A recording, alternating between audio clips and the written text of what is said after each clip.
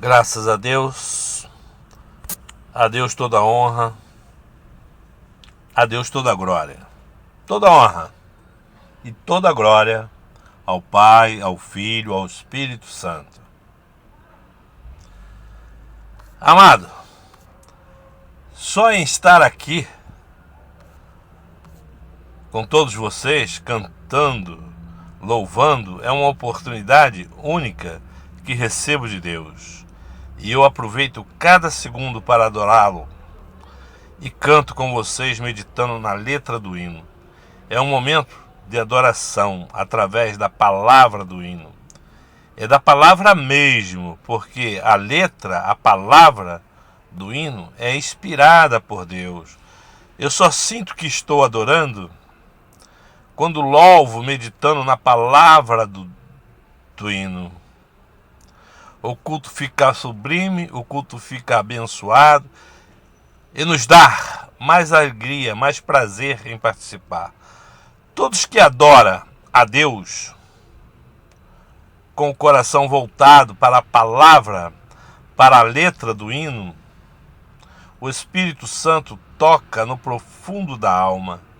E só assim que recebemos mais alegria espiritual em participar. Irmão, culto sem adoração, sem louvor, fica um culto sem graça e sem a graça. Vou repetir, um culto sem adoração fica sem graça e sem a graça. Bem-aventurados que crêem assim. Amado, antes de começar a palavra, quero falar um pouco sobre a falta de conhecimento espiritual. Escuta, preste atenção. O pessoal do YouTube estão falando muita bobagem contra os dízimos e as ofertas. O campo da batalha espiritual é a mente. Ou você ganha ou você perde. Se você perde, se você ficar dando ouvido, eles acabam poluindo a tua mente. Se a mente é o campo da batalha espiritual, tudo que temos que fazer é direcionar a mente para o que podemos escutar. Ouça o Salmo 1, verso 1. Diz assim: Bem-aventurado o varão que não anda, escuta, anda segundo o conselho dos ímpios. Esse anda aí, irmão, é uma advertência de um possível mal. Eu creio que todos nós devemos falar sobre oferta e prosperidade. Prosperidade em todos os sentidos. Eu sinto que Deus quer prosperar não só a nossa igreja, mas a todo o povo de Deus. No final, vocês vão entender por que estou falando sobre oferta e prosperidade. Como falei, prosperidade em todos os sentidos. E também, hoje quero narrar a história dos discípulos que amaram a Deus e aqueles que amaram o trono de Deus. Ou melhor, eu quero que Deus fale através do seu Espírito sobre a biografia dos discípulos que com atitude amaram a Deus e aqueles que amaram o trono de Deus. Mas só um amor é verdadeiro. Vou citar 3 tipos de amor: o amor de Saul, o amor de Davi, o amor de Judas. Judas, em um momento de loucura da sua vida, preferiu amar mais o trono de Deus do que amar a Deus. É muito sério, é muito importante, é palavra de vida, é palavra de salvação. São 3 tipos de amor. No decorrer da palavra, eu vou falar sobre o grande amor de Davi. A palavra vai revelar por que ele foi considerado um homem segundo o coração de Deus. E a grande diferença, irmão, do amor de Saul. Mas vocês não se preocupem, eu vou ser breve, vou falar pouco e bem devagar. Na minha opinião, Deus não fala na gritaria.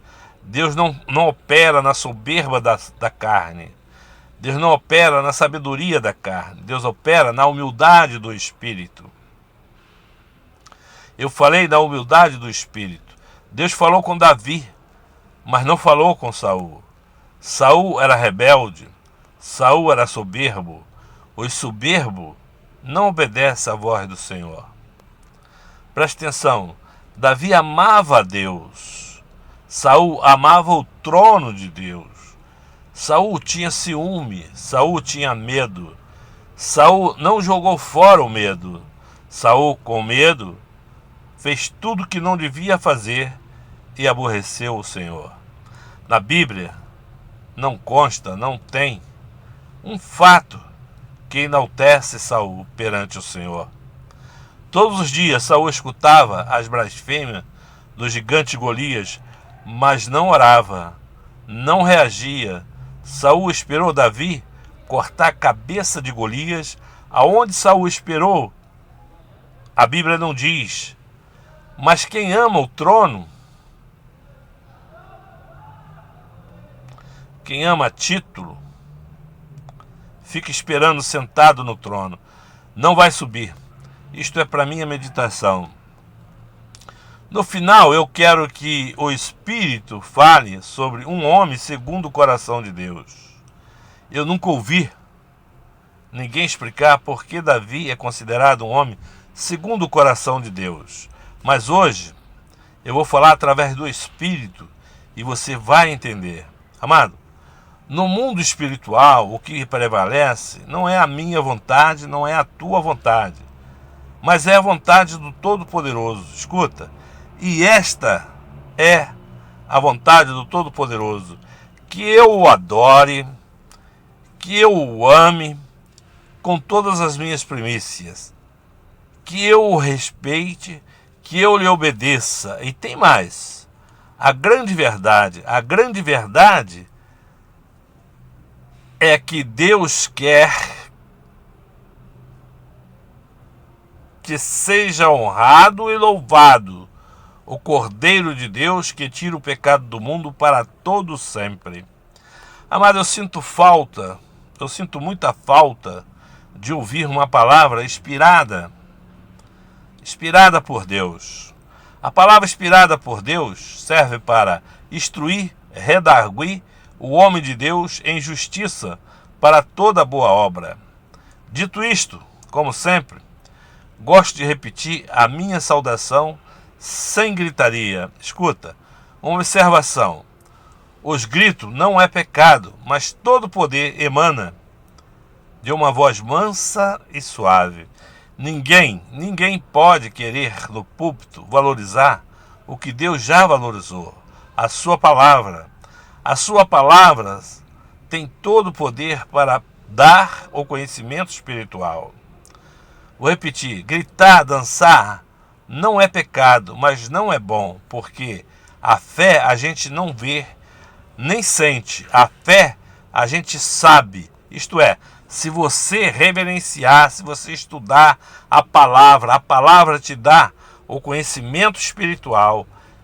E eu afirmo, bem-aventurado é aqueles que não viu e creu. Não viu nenhum ministério profícuo e creu, porque é palavra de vida, é muito sério, é muito importante. O modo de servir a Deus é o mais importante. Amado, assim como é lida e relida a palavra de Deus, uma força me induz a repetições, até que as palavras sejam fixadas em cada coração. Como de costume, irmão, eu vou dar a minha saudação para vocês. Como sempre, eu agradeço a Deus a minha oportunidade e também agradeço a Deus a vida do pastor e de todo o seu ministério. São homens e mulheres separados por Deus, estão sempre buscando o conhecimento espiritual.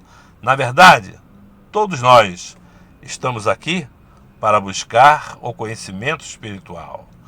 Atenuando as minhas reiterações, ou melhor, numa linguagem mais simples, numa linguagem mais comum, amenizando as minhas repetições, a paz a todos.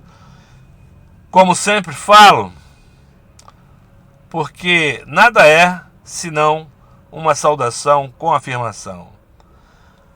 Além de saudar com paz, gosto de pedir paz para todos nós, principalmente neste ato de meditação, neste ato de reflexão. Fique à vontade, continue sentado.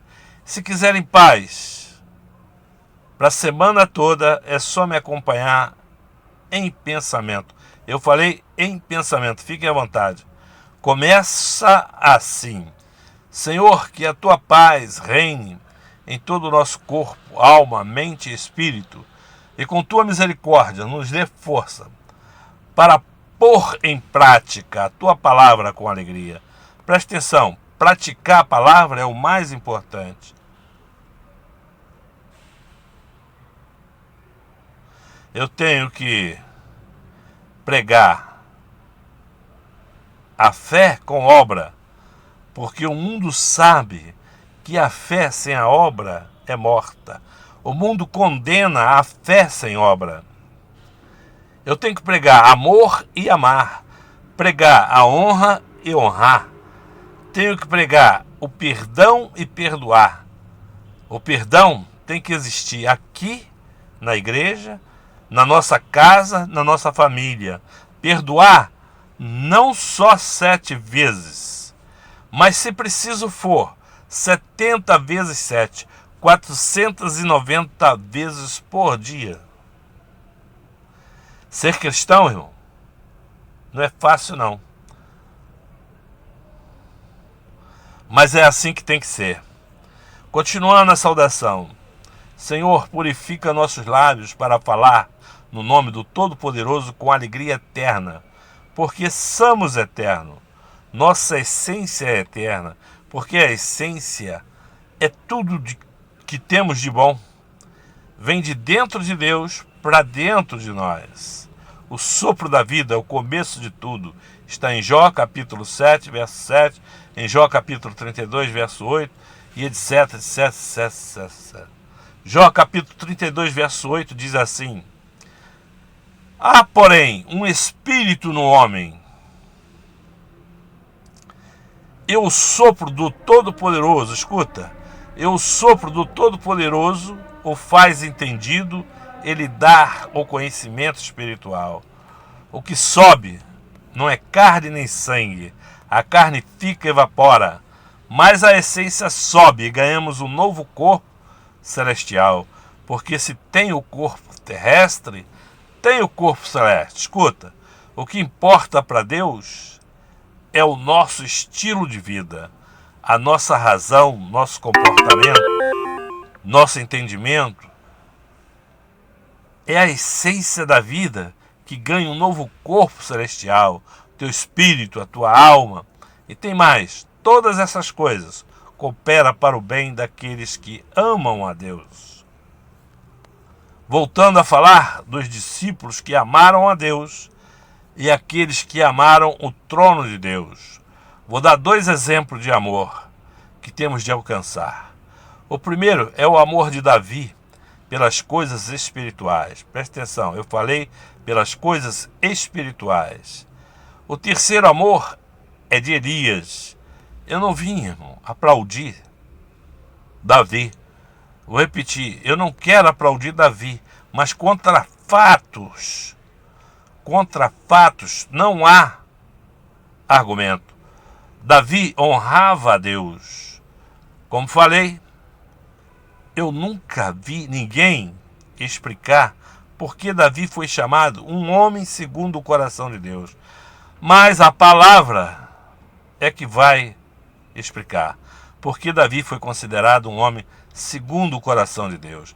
Davi, na sua velhice, deu toda a sua fortuna. Davi deu uma oferta de 3.500 toneladas de ouro para construir a igreja de Deus. E tem mais. Davi não aceitou as blasfêmias, a soberba do gigante chamado Golias.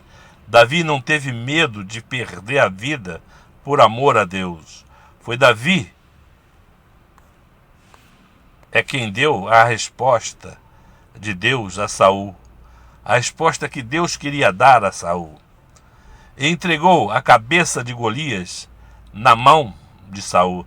Davi sempre colocou as coisas espirituais acima das materiais. Davi honrou a Deus, Davi amou a Deus. Davi, antes de terminar o labor desta vida, da sua luta, do seu trabalho, doou 3.500 toneladas de ouro para construir a casa de Deus. Davi, já bem velhinho, ditou seu testamento. Escuta o que ele diz: agora entrego das minhas próprias riquezas ouro e prata para o templo do meu Deus, e ninguém pôde revogar. É muita coisa, foi 3.500 toneladas de ouro para construir o templo de Salomão. Irmão, eu falei 3.500 toneladas, é assim, é 3.500.000 quilos de ouro puro. Para vocês terem uma ideia, é a metade de todo o ouro estocado nos Estados Unidos, o país mais rico do mundo.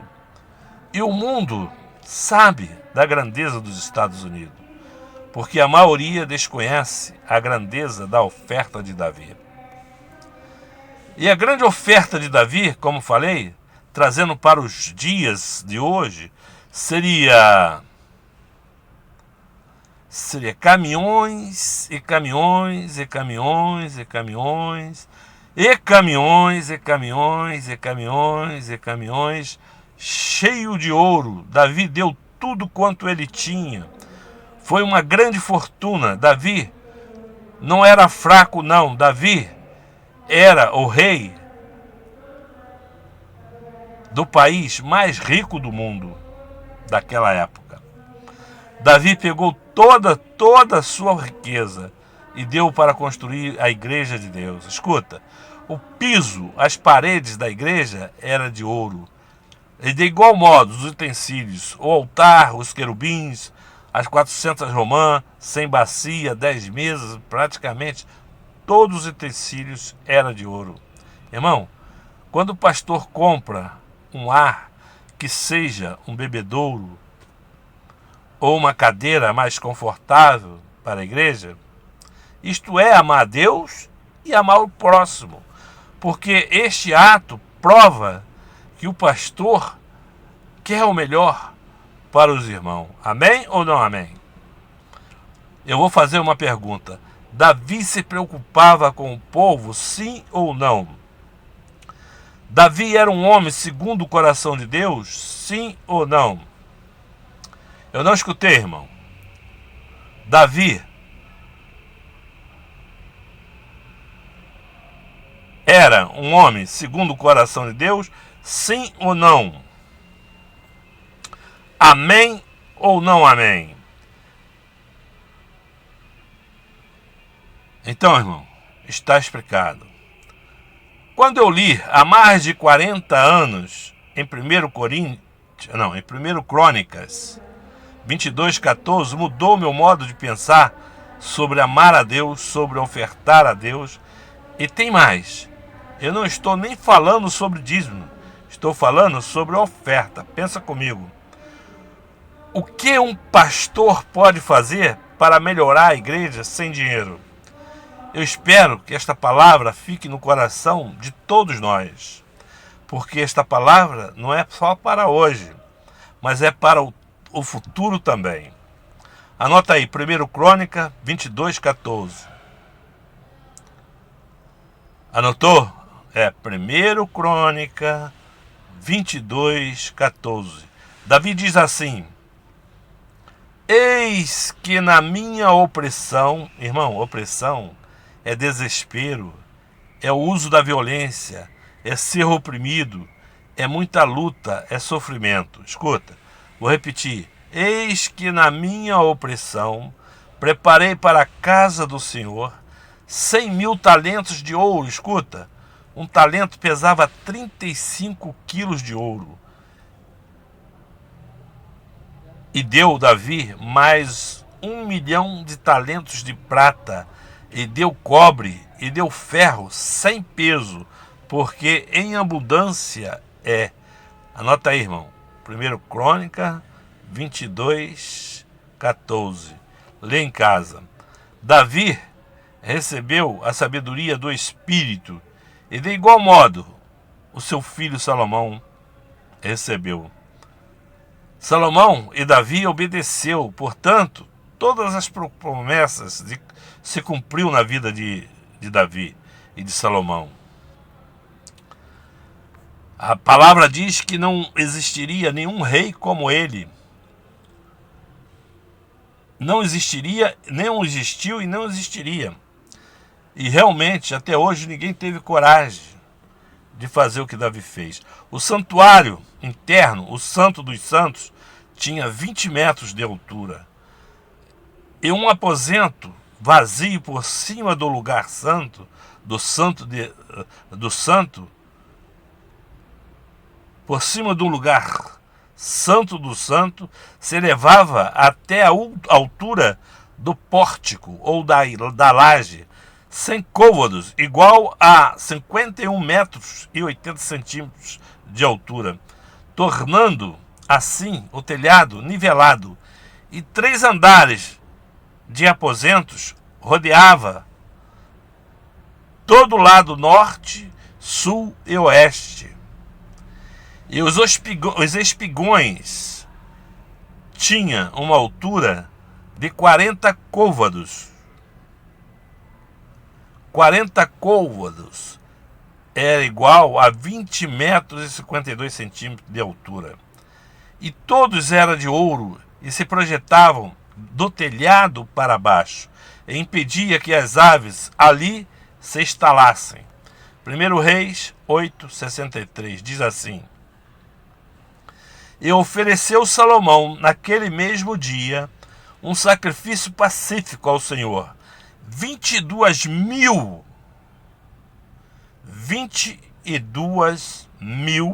vacas e 120.000 ovelhas, e 120.000 ovelhas. Assim, o rei e todos os filhos de Israel consagraram a casa do Senhor. 1 Reis 8, versículo 63. Quem até hoje, irmão, se igualou? Quem deu para a casa de Deus 28 bilhões? Ninguém.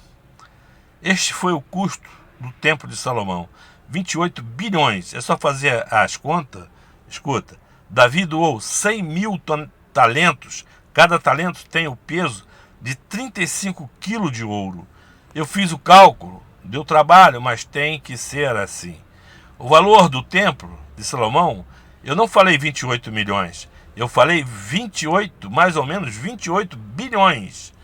Quem até hoje deu uma oferta parecida com essa, uma oferta de 28 bilhões para construir uma igreja? Ninguém se igualou a Davi.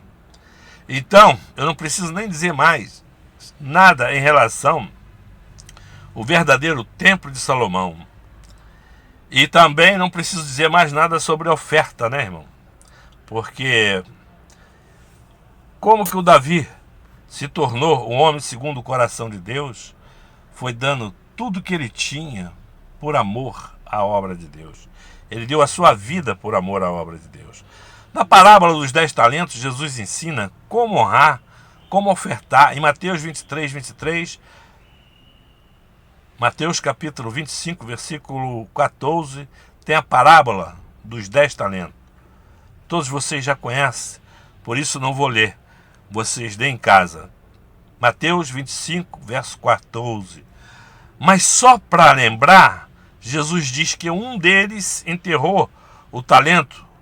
No versículo 14, só os incautos pensam que talento era só habilidade. Não era não, irmão. Talento, na época de Jesus, era dinheiro que já circulava desde o tempo de Davi. Agora escuta, Jesus falou muito sobre oferta no Novo Testamento, mas por parábola. Escuta, Deus só revela a quem Ele quer revelar. E ponto. Vou repetir, Deus só revela a quem Ele quer revelar.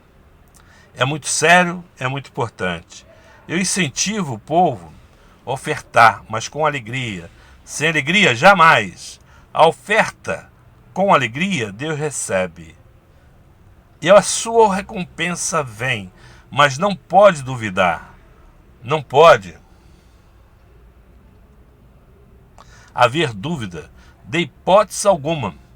Você lê Hebreus 7, versículo 5 em casa. Como falei, muitos versículos no Novo Testamento falam de oferta. Hebreus 7, versículo 5, eu vou ler, irmão. Manda o ministro incentivar os irmãos a ofertar com alegria. E quem oferta com alegria, como falei, serão restituídos. Os ministros têm que incentivar para o povo ser cada vez mais abençoado. Escuta, Hebreus 7, versículo 5 diz assim: e os que dentre os filhos de Levi recebem o sacerdócio é sinônimo de pastor, o sacerdócio, recebe o sacerdócio, tem ordem segundo de tomar o dízimo do povo, isto é, de seus irmãos, ainda que tenham descendido de Abraão. Hebreus capítulo 7, verso 5. Hebreus capítulo 7, verso 5. Falo porque tenho certeza que Deus restitui. Uma prova disto é quando se semeia muito, colhe muito. E quando se semeia pouco, colhe-se pouco. Tudo depende da nossa fé. Tudo depende da fé e do zelo e do amor. Amado, ninguém pode mentir sobre as ofertas. Se alguém mente, debalde serve ao Senhor. Em vão serve ao Senhor. Eu poderia falar sobre Elias em 1 Reis 18:37. Elias coloca a oferta em cima do altar. Elias manda o povo dar 3 viagens, cada viagem 4 cântaros com água. Portanto, era 12 jarras.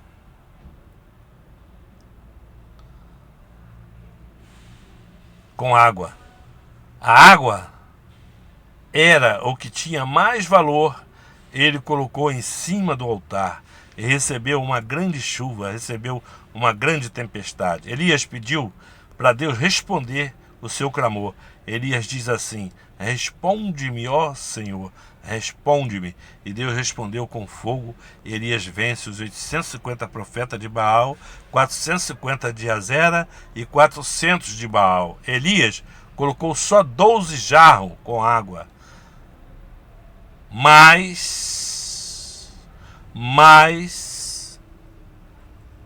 eu agora vou encerrar. Mas Elias recebeu uma forte chuva, uma forte tempestade. Eu vou encerrar, irmão, para não enfadar os irmãos.